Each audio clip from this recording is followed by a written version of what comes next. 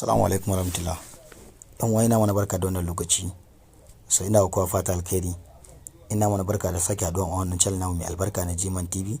So yau bidiyon namu yana dauke ne da yadda zaka yi transfer daga credit wallet account zuwa ga my earnings naka, ko kuma ka tura ma wani order passing ko offline naka ko downline naka, ko wani wanda kake da shi wanda kake da bukatun zaka tura masa USDT zuwa ga ainihin wato wallet din shi na Livegood. So da fatan dai mabiyan wannan channel namu mai albarka, wayanda ba su danna mana subscribe ba da su danna mana subscribe mu wannan channel mai albarka, da sannan kuma za ku like mu wannan bidiyo, sannan da ku share mu sauran yan uwa dan su masu amfana. Da haka bari mu je mu fara bidiyon.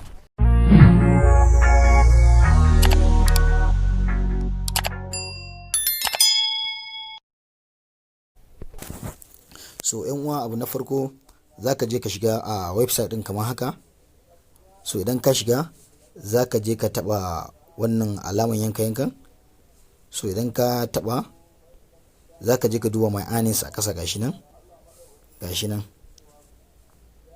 So idan ka shiga my earnings, so kamar yadda nan bata muku a baya, wannan wallet credit din ba zai bayyana ba sai ka shiga wannan wajen ka je ka saita shi transfer commission to credit wallet account. Yanzu bari mu shiga ku gani. So idan muka shiga option ne guda uku kamar yadda na ambata muku a baya, wannan wajen na farko idan kai clicking akan nan wajen kenan ka danna saving, suka ce do not credit any of my earnings to my credit wallet account. Ma'ana idan kai clicking akan number 1 wannan, so baka da bukatar dukkan wani kudinka idan ya zo ya tafi zuwa ga credit wallet account.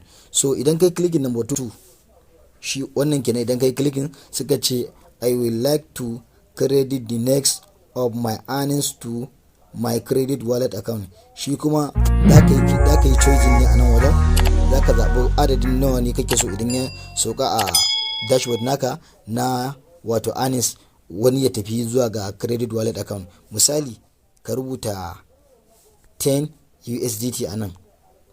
Idan ka rubuta 10, so idan commission naka ya tashi zuwa na referral commission duk sati ranar Alhamis, ko kuma na wata idan ya zo, so ta direct 10 USDT dai tafi zuwa ga credit wallet account naka. So shi kuma wannan number 3 idan kai clicking akan nan, so shi kuma ka ce I will like to credit all my earnings to my credit wallet account. Dukkanin wani asset naka idan ya sauka kada ya tafi my earnings ya tafi zuwa ga credit wallet account.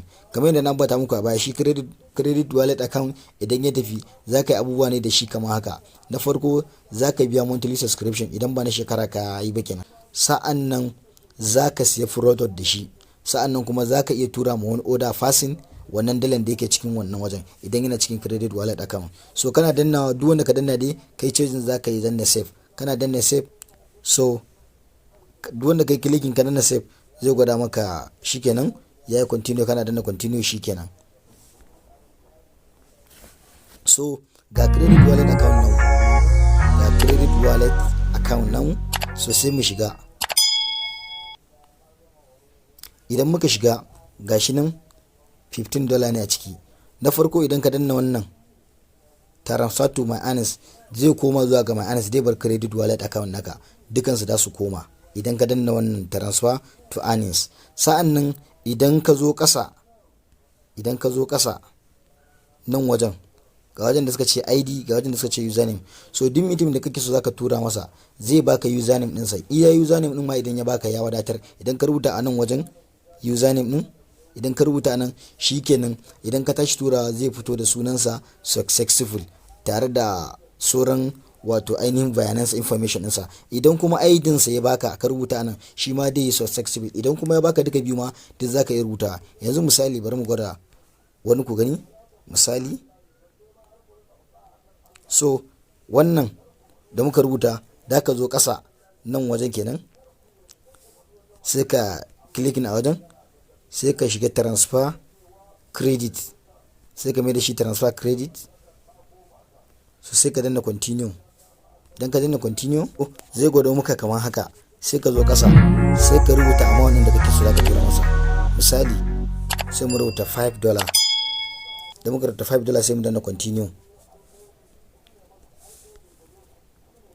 So muna danna continue, za ku ga ya fito da sunansa, ga sunansa nan.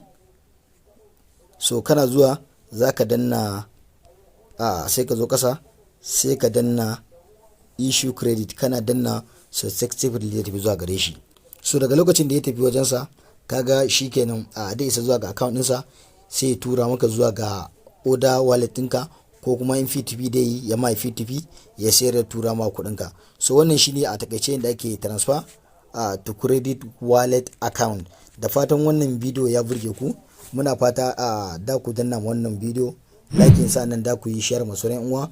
Wannan channel namu mai albarka kuma za ku danna masa subscribe domin samun karin gwiwa na kawo ku bidiyo masu inganci da abin da ya shafi internet da cryptocurrency baki da.